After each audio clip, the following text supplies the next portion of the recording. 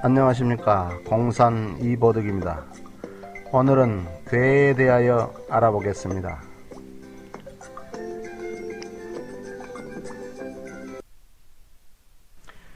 먼저 오늘 공부할 내용을 알아본다면, 첫째, 효와 괴에 대하여, 둘째, 음양을 나타낸 효, 셋째, 사상을 나타낸 효, 넷째, 팔괴란, 다섯째, 64괴란, 여섯째, 81궁에 대하여 알아보겠습니다.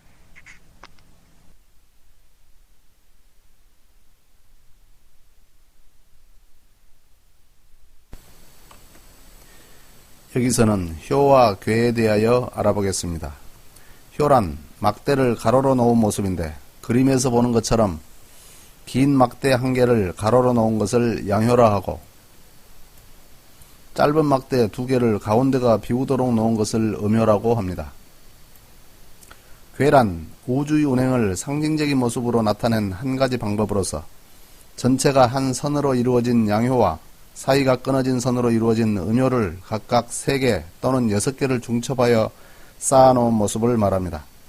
여기서 3개의 효를 중첩한 것을 8가지 종류가 있으므로 8괴라 하고, 8괴를 2개 겹쳐 6개의 효를 중첩한 것을 64가지가 있으므로 64괴라고 하는데, 예를 들면 그림에서 보는 것처럼 8괴 중 건괴는 양효인 같은 길이 막대 3개를 위로 쌓아놓은 모습이고, 64괴 중 건괴를 2개 겹쳐 양효가 6개 쌓인 모습을 중건천이라고 합니다. 8괴가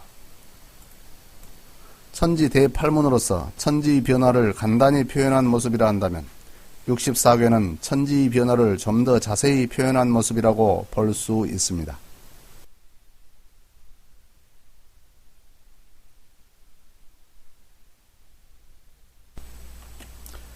여기서는 음양을 나타내는 효의 성질에 대하여 알아보도록 하겠습니다. 양이란 태양처럼 자체가 기운으로 쌓여 있어서 내부에서 외부로 기운이 뻗어나가는 모습을 상징합니다. 예를 들면 고기압은 내부의 공기의 밀도가 커서 압력이 높으므로 중심에서 주변으로 공기가 퍼져나가는 모습입니다. 또 한자의 철자처럼 가운데가 위로 튀어나와 있어서 기운이 내부에서 밖으로 나가는 모습인데, 효에서는 가운데가 꽉 찬 모습의 막대로 표현합니다. 양에 비해 음이란 태음인 달처럼 스스로 빛을 가지고 있지 못해 햇빛을 받아들여 반사하는 모습을 볼 수 있는데, 음이란 이렇게 외부에서 공기를 빨아들이는 저기압의 모습을 나타냅니다. 또 한자의 요자 모습처럼 가운데가 비어 있어서 그릇과 같이 기운을 담을 수 있는 모습을 나타내며, 효에서는 막대 둘 사이의 가운데가 빈 모습으로 표현됩니다.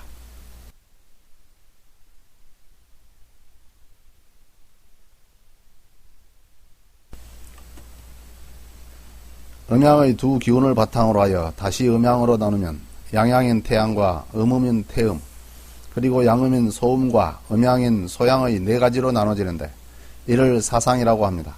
사상은 아랫부분의 효가 기본 바탕이 되므로 양음인 소음의 경우 기본인 양에 비하여 음이 적다 하여 소음이라고 부르며, 음양인 소양의 경우 기본인 음에 비해 양이 적다 하여 소양이라고 부릅니다.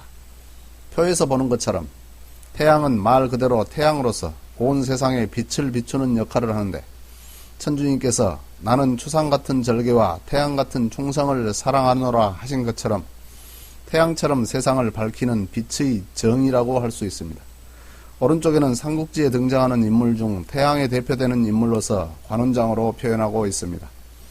천주님께서 관운장을 후천 천지 3계 최고 자리인 삼수삼계의 도원수로 삼았던 까닭은 죽음을 두려워하지 않고 수많은 관문을 뚫으며 정의라 할 수 있는 도원 계리를 지켰던 그의 의로움을 크게 평가한 때문입니다. 여기에 비해 태음은 세상 만물을 포근하게 감싸주는 어머니의 마음과 같으므로 어질인으로 표현할 수 있습니다. 삼국지에서는 유비에 비유되는데, 그는 비록 우유부단한 성격을 갖고 있었으나 자신의 주변 사람들을 따뜻하게 포용함으로써 큰 뜻을 갖고 있는 사람들이 모여들게 하였던 것입니다. 그러므로 장수 중 으뜸을 덕장이라 하거니와 바다와 같이 넓은 마음의 소유자를 의미하므로 효 역시 상하의 모든 것을 받아들이는 음이라 하는 것입니다. 다음으로 양음인 소음은 위에 음효가 있고 아래에 양효가 있으니 안으로 모든 것을 갖추고 있으나 밖으로 쉽사리 드러내지 않는 지혜를 의미합니다. 땅속에 묻힌 보물처럼 찾기가 힘드나 한번 드러나면 천하를 움켜쥘 수 있는 힘을 갖추고 있는 것입니다. 마치 현무경의 비유가 때를 기다리고 있는 것처럼 그러므로 삼국지에서는 제갈공명에 비유될 수 있습니다. 마지막으로 음양인 소양은 위에 양효가 있고 아래에 음효가 있어서 음은 아래로 내려가고 양은 위로 올라가므로 음양이 서로 유리된 모습입니다. 그러므로 차분히 있지 못하고 뛸 수밖에 없으므로 활동적인 용장이라 할 수 있는 장비를 상징합니다.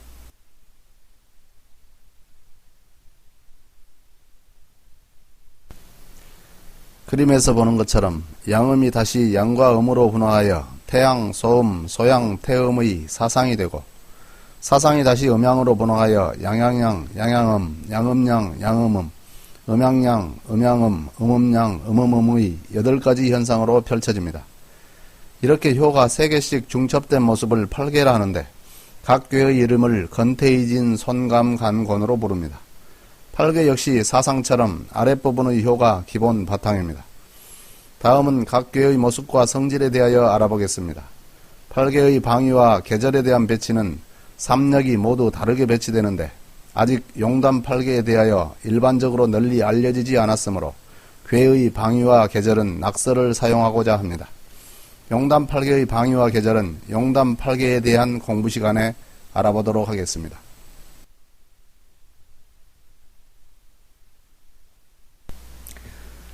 건은 하늘 건, 말을 건입니다. 3개의 효가 모두 연결되어 있다 하여 건 3년이라고 합니다. 괴효를 본다면 양양양인 상중하 모두 양효로서 천지인이 모두 펼쳐진 상태, 즉 하늘을 의미하며 양이란 불을 뜻하므로 불기운이 극성을 부린다는 뜻도 있습니다. 그러므로 건은 양의 대표로서 동물은 말 또는 아버지를 뜻하는 건부라고도 합니다. 또 한자 건을 살펴보면 상하로 펼쳐져 천지를 상징하는 십자의 중간에 태양인 일이 들어갔으므로 태양이 천지를 운행하는 모습을 나타내고 있는데 이 과정에서 우변에 보이는 것처럼 애걸하는 형국입니다. 우변의 거리란 사람이 궁으로의 길을 가도록 바라는 것이므로 종합한다면 건에는 천지를 운행하는 태양이 사람의 마음에서 구궁으로 운행되도록 애걸한다는 비의가 들어있습니다. 괴의 성격이 강건하므로 양금에 속하며 인사로는 새 효가 양이므로 양을 상징하는 아버지인 부입니다. 태는 기쁠 태입니다. 괴효를 보면 밑에서 강한 양이 둘이나 받쳐주고 있으니 위의 음은 비교적 넉넉한 느낌을 가지고 있으므로 풍성함을 상징합니다.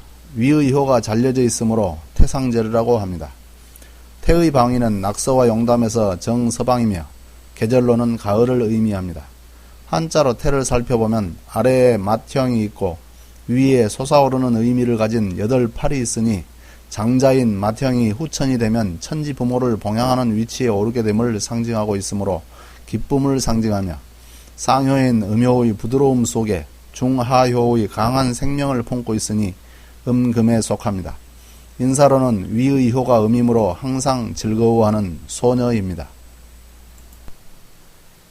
이는 떠날 이입니다. 중간에 음효가 들어가 상하의 양효를 가른다는 뜻이 들어있고 가운데가 비어있다 하여 이허중이라고 하며 분열의 의미가 있습니다. 낙서에서 남방이며 계절로는 여름에 해당합니다. 또 위아래에 타오르는 불을 중심에서 잡고 있는 상으로서 불인 화를 뜻합니다. 인사로는 가운데 효가 음이므로 중녀입니다. 진은 벼락진입니다. 한자를 보면 위에 음인 비우와 아래에 삼양인 진이 만나 비가 내릴 때 치는 번개와 벼락을 상징합니다. 아래가 양효이므로 음효처럼 끊어지지 않고 연결되어 있다 하여 진하련이라고 합니다. 맨 아래의 강한 양효가 이중으로 두터운 음을 뚫고 나오는 상으로서 양목입니다. 낙서에서 동방이며 계절로는 봄을 상징하고 인사로는 아래의 효가 양이므로 장남입니다. 손은 공손할 손, 발할 손입니다. 사자리는 낙서와 용담에 걸쳐 손꾀가 겹치는 자리이므로 두 개인 사, 함께할 공이 합한 글이 손으로서 손방위는 선우천에서 두 번 거듭하는 곳을 암시합니다. 아래의 효가 음이므로 끊어진 효라 하여 손하절이라고 합니다. 아래의 음이 중간 양은 잡을 수 있으나 맨 위의 양은 유리되는 상으로서 바람을 상징하며 두꺼운 껍질에 둘러싸인 음목입니다. 인사로는 아래의 효가 음이므로 장녀입니다. 감은 빠질 감입니다. 양효가 음효의 가운데 들어가 있어서 태양이 물에 빠진 형국으로 물인 수를 나타냅니다. 가운데 효가 양효로서 연결되어 있다 하여 감중년이라고 합니다. 낙서에서 북방이며 계절로는 겨울에 해당합니다. 인사로는 가운데 효가 양이므로 중남입니다. 간은 그칠 간입니다.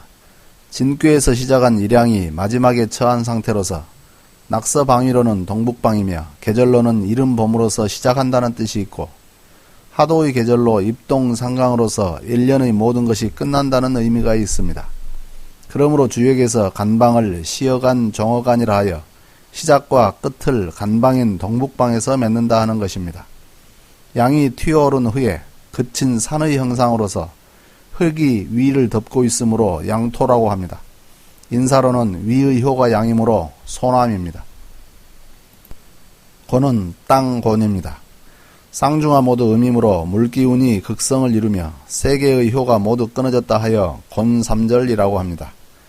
동물로는 소를 상징하므로 곤우라 하는데 건이 말이고 곤이 소이므로 건마 곤우라고 일컫습니다. 한자를 살펴보면 11귀체를 이룬 땅인 토에서 10을 상하로 펼친 상태, 즉 감추어진 생명의 핵인 신무국을 펼친다는 뜻을 갖고 있습니다. 땅은 모든 만물을 끌어안고 생성 화육시키므로 음토라고 합니다. 인사로는 세효 모두 음이므로 음을 대표하는 어머니인 모입니다. 여기서는 8개의 음양오행과 상징되는 간지에 대하여 알아보겠습니다. 표에서 보는 것처럼 먼저 음양을 알아본다면 효의 개수가 1개 또는 3개인 홀수가 음양괴를 결정하므로 건, 진, 간은 양괴요, 곤, 손, 태는 음괴입니다. 다만 감괴와 리괴는 음양으로 구분하지 않습니다. 또 괴를 오행으로 분류한다면 건, 태는 강건함으로 금이요, 진, 소는 뇌풍 상박으로 휘몰아치니 목이며 간, 곤은 산지이니 토요, 이는 불임으로 화, 감은 물임으로 수입니다. 다시 괴를 간지로 분류하면 건은 갑자이고 태는 정사이며 이는 기묘요, 진은 경자요, 소는 신축이며 감은 무인이고 간은 병진, 곤은 을미로 표현합니다. 지금까지는 8개의 각 괴가 가지고 있는 고유한 성질에 대하여 알아보았지만 여기서는 8개에 의해 천지이를 밝혀놓은 천지사상 강유설에 대하여 알아보겠습니다. 천지사상 강유설은 소강절의 황극경세서 2, 찬도지요, 하편에 있는 글로서 하늘의 운행에 의해 땅에 나타난 현상을 각각 4가지씩 종류별로 나누어 설명하였으므로 역을 통하여 천지 이치를 밝혀내고 현무경의 구조를 이해하는 데 중요한 자료로 활용됩니다. 표에서 보는 것처럼 천지사상 강유설은 천지를 각각 사상으로 분류하였는데 하늘의 운행을 음양의 변화로 보고 땅의 운행을 강유로 표현하였습니다. 그러므로 이 표는 크게 하늘과 땅의 두 부분으로 나누어서 볼 수 있을 것입니다. 더 자세히 본다면 음양은 태양, 태음, 소양, 소음으로 분류할 수 있고 강유는 소강, 소유, 태강, 태유로 나눌 수 있습니다. 하늘을 상징하는 음양사상을 건태이진의 4괴로 표현하고 땅을 상징하는 강유사상을 손감간곤으로 표현합니다. 다만 여기서 쓰는 음양사상과 괴를 만들기 위한 과정에서의 사상은 글자 모양은 같으나 서로 다른 내용이므로 참고하시기 바랍니다.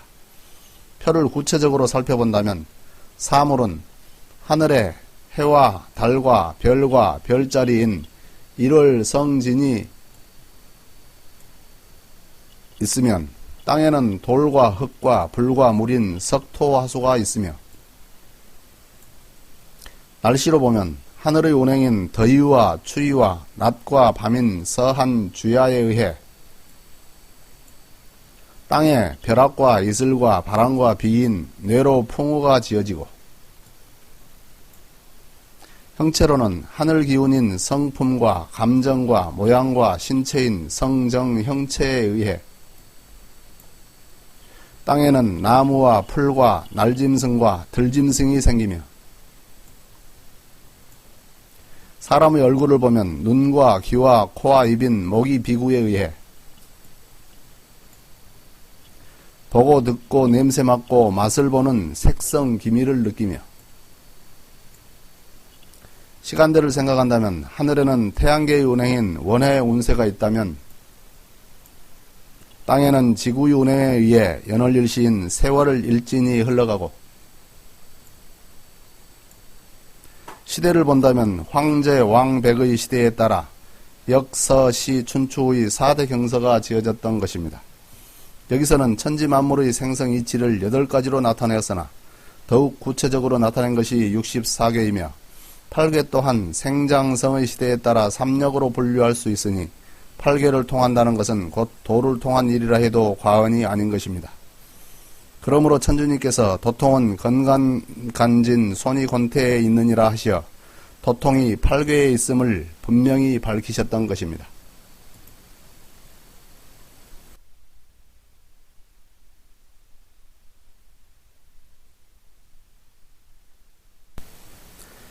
음양이 분화하여 사상이 되고 사상이 음양으로 각기 분화하여 8개가 되며 8개가 이 아래에 중첩되어 64개가 됩니다.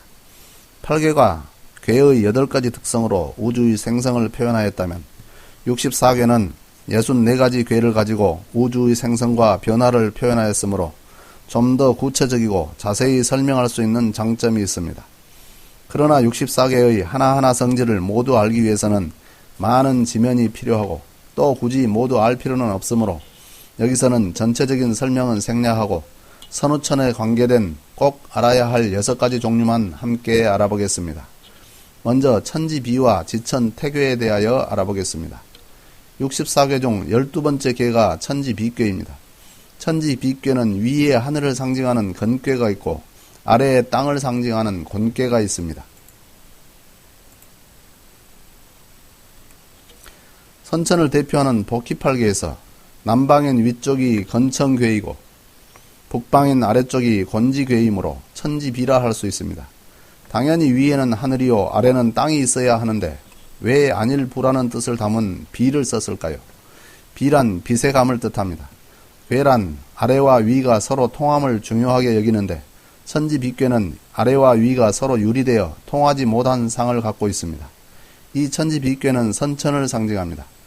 인류 역사가 수많은 전쟁을 통하여 과학기술을 발전시켜 왔으나 상극의 시대이므로 서로가 통하지 못하고 한을 남길 수밖에 없는 필요악의 시대였기 때문인데 이러한 선천의 악을 표현한 대표적인 괴가 곧 천지비괴인 것입니다. 여기에 비해 11번째인 지천태괴는 후천을 상징합니다.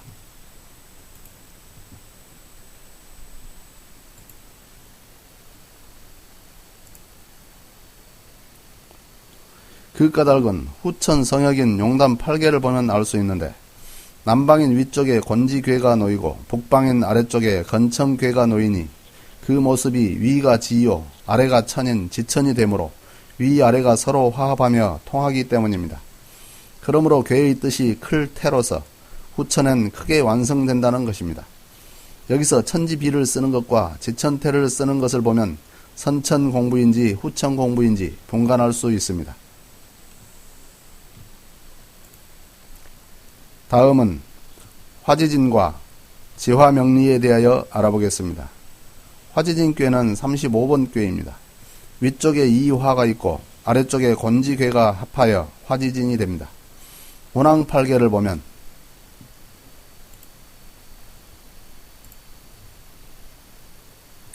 위쪽인 남방에 이화가 있고 아래쪽인 서남방에 곤지가 있어서 화지진이 되므로 화지진은 낙서를 상징하기도 합니다. 낙서는 불기운이 강하여 모든 것을 태우는 상징을 가지고 있는데 진이란 앞으로 나아간다는 뜻과 삼가야 한다는 뜻을 가지고 있습니다. 괴의 모습을 보면 여름에서 가을로 넘어가는데 여름엔 이화이므로 양효에 의해 양다리가 있는 모습이나 가을로 넘어가는 길목에 곤지가 있어서 음효만 있으므로 다리가 끊어진 모습입니다. 그러므로 화지진이란 그대로 돌진하는 성질이 있으나 삼가지 않으면 가을로 넘어갈 수 없다는 뜻을 갖고 있습니다. 이에 비해 지화명리계는 36번째 궤로서 위쪽인 남방에 곤지가 있고 아래쪽인 서남방에 이화가 있으므로 지화인데 용담 8개를 보면 남방에 곤지가 놓이고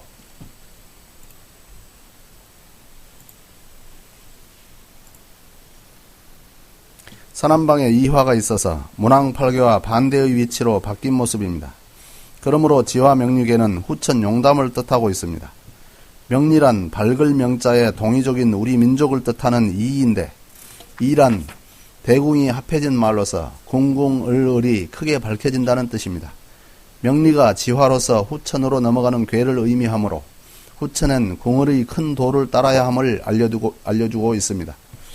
마지막으로 선후천을 비교할 수 있는 궤로서 64번째 마지막 궤인 화수미제궤와 63번째인 수하기제궤가 있습니다. 화수미제란 위에 화가 있고 아래에 수가 있는 궤이므로 문왕팔계의 남방 이화와 북방 감수가 이를 뜻하므로 낙서를 상징하는 궤입니다.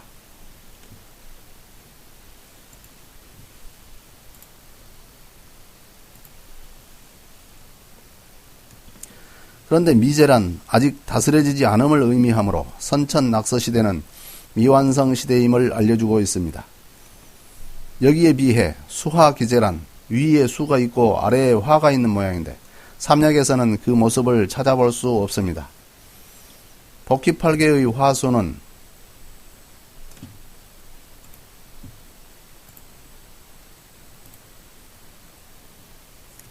삼리화와 육감수가 동서로 같은 높이에 있고 문왕팔계에서는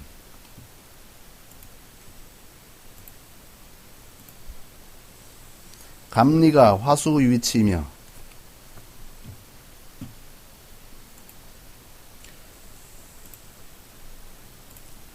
용담팔계 역시 이가 감보다 높은 곳에 있으니 수화가 되지 않습니다. 그러면 수화란 없는 상일까요? 이는 시간의 흐름을 상징하는 지지에서 찾아볼 수 있습니다. 괴가 우주 변화를 나타내는 상징이라면 간지 역시 우주 변화를 푸는 열쇠인데 간지 중 청간은 방위를 나타내며 지지는 시간을 나타내기 때문에 지지의 배치를 보면 수화기제를 알 수 있습니다. 복희역은 하늘을 상징하므로 지지가 있을 수 없고 낙서의 지지를 보면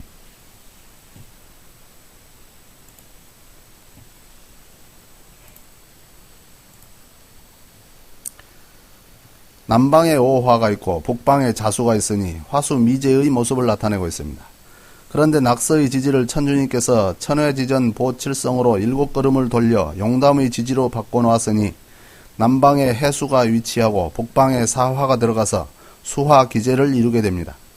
여기서 기제란 이미 광제 창생을 이루었다는 뜻이니 후천엔 세상 사람들을 구제한 수화기제괴가 된다는 것입니다.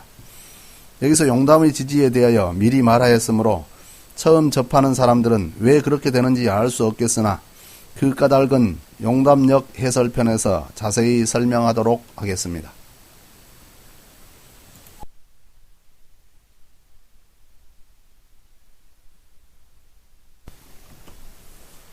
여기서는 81궁에 대하여 알아보겠습니다. 64개는 88이 64이므로 8개만을 활용한 동갑법입니다. 그러나 81궁은 99, 81이므로 9궁을 활용한 동갑법인과 동시에 8개 9궁을 함께 활용하여 89, 72 동갑을 일으키는 진정한 동갑법입니다. 선천을 의미하는 64개는 괴체만 있고 중심이 빠져 있어서 9궁 운행을 할 수 없었으므로 곧 화자를 써서 팔문을 연다는 뜻의 화기팔문이라고 하여 실질이 없는 것으로 표현했으나 81궁은 중심이 있어서 9궁 운행이 가능하므로 실질적인 둔갑이 가능합니다. 다음의 81궁 표는 후천 9궁 운행에 의한 표인데 64개의 중심에 중심수로서 8개와 9궁을 의미하는 둔갑수인 17이 들어가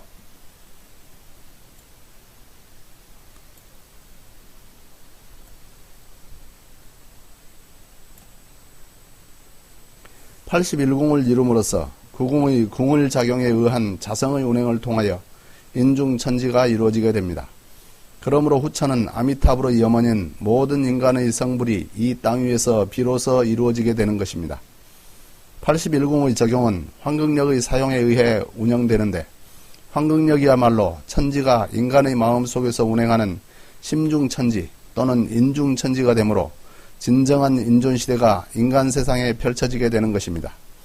구궁에 의한 81궁의 사용법과 인중천지를 이루는 환극력의 활용에 대한 자세한 설명은 제2편 환극력에 대한 설명에서 다루도록 하겠습니다.